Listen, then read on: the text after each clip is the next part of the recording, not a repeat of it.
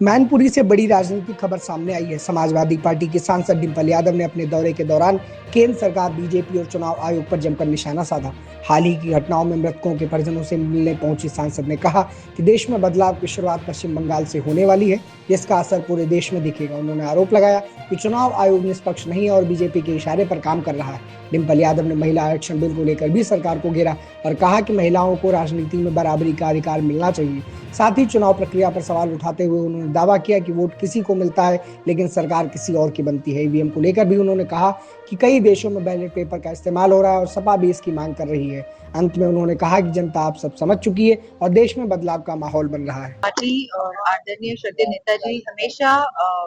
महिला आरक्षण के पक्षधर रहे हैं और उत्तर प्रदेश में जिला पंचायत में जो आरक्षण लागू किया गया था, पहली बार उत्तर प्रदेश सरकार ने आदरणीय श्रद्धेय नेताजी ने लागू किया था। हम चाहते हैं कि महिला आरक्षण बिल आए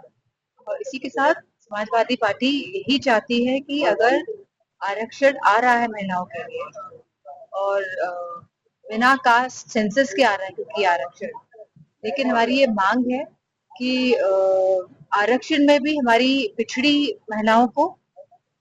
पिछड़ा वर्ग है उन सभी महिलाओं को भी आरक्षण मिले और साथ ही हमारी अल्पसंख्यक बहनों को भी इसमें आरक्षण मिले, क्योंकि कहीं भी ऐसा लगना नहीं चाहिए कि कोई भी आखिरी पंक्ति या आखिरी छोर का हमारे जो समाज है वो छूटे। हम चाहते हैं कि सभी समाज की महिलाएं बढ़ चढ़ के इसमें आगे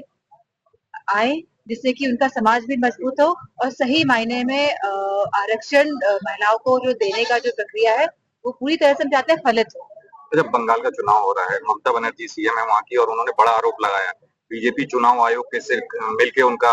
सदस्यता रद्द करने की कोशिश कर रही थी। बड़ा आरोप है। लगातार इधर देखा गया है कि चुनाव आयोग पर आरोप लगाए जा रहे हैं, क्योंकि चुनाव आयोग खुद ही भारतीय जनता पार्टी और सरकार की छत्र छाया में, क्योंकि चुनाव आयोग को चुनने की जो प्रक्रिया है, जहाँ पे लीडर ऑफ ऑपोजिशन प्लस एक हमारे चीफ जस्टिस ऑफ इंडिया होते हैं और प्लस हमारे प्रधानमंत्री होते हैं, तो इसमें जहाँ दो एक प्रधानमंत्री और एक मिनिस्टर कैबिनेट के हैं और थर्ड है लीडर ऑपोजिशन की राय ली जाती है। लेकिन अगर दो लोग अगर चुनाव आयोग को चूज कर रहे हैं और वो दोनों ही अगर भारतीय जनता पार्टी के लोग हैं, तो बताइए चुनाव आयोग का जो सिलेक्शन है वो कैसे हम मान ले कि सही ढंग से हो रहा है। ऊपर से जो छत्र छाया दी गई है, जहाँ पे ये विधेयक ला के ये बिल पास कराया गया है संसद में कि हम चुनाव आयोग पे कोई भी प्रश्न चिन्ह नहीं उठा सकते, कोई कार्रवाई नहीं हो सकती। क्यों नहीं हो सकती कार्रवाई? क्यों इस तरह का विधेयक लेके आए? तो ये अपने आप पर दर्शाता है कि भारतीय जनता पार्टी की जो नीयत है इसमें खोट है और कहीं ना कहीं चुनाव आयोग के माध्यम से चुनाव की जो प्रक्रिया है जो पूरे देश में होनी चाहिए बिना किसी पक्षपात के, सही ढंग से उसमें कहीं ना कहीं क्षति पहुंचाने का लगातार कोशिश प्रयास कर रहे हैं। और क्योंकि अब उत्तर प्रदेश में जो ये पूरे उत्तर प्रदेश के लोग हैं इस बात से जागरूक है कि किस तरह चुनाव आयोग, किस तरह सरकार लगातार चाहती है कि लोग जिसको वोट करे उसकी सरकार ना बने और किसी और की सरकार बने,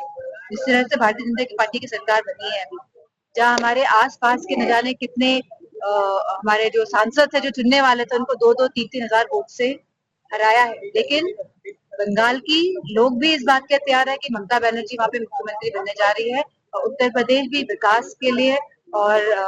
सभी समाज के हक, समान और अधिकार के लिए मैं समझती हूँ इस बार सत्ता परिवर्तन करने जा रहा है। अच्छा मैडम, एसआईआर के बाद चुनाव आयोग ने फाइनल लिस्ट, उत्तर प्रदेश का भी चुनाव होना विधानसभा का, उसमें फाइनल लिस्ट आ चुका है, तो इस एसआईआर के बाद आप क्या समझते हैं कितना बड़े मात्रा में वोट काटे गए हैं? नहीं, काफी वोट काटे गए हैं, हर विधानसभाओं से वोट काटे गए हैं और जो जो देखने को मिल रहा है, जो जो मजबूत विधानसभाएं हैं समाजवादी पार्टी की, वहाँ पे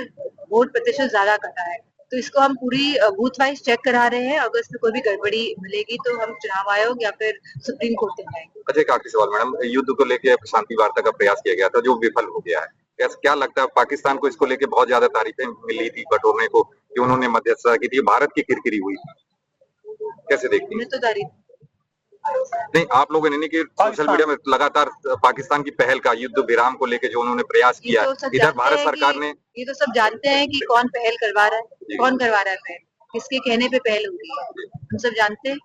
ठीक है, बीजेपी कह रही है हमारी भारतीय जनता पार्टी जो सरकार में लोग बैठे हैं वो कुछ बोल ही नहीं पा रहे, वो तो मौन धारण कर लेते हैं। जब जब इश्यूज आते हैं, जब जब बहुत बड़ी घटनाएं होती है, चाहे मणिपुर की घटना हो, चाहे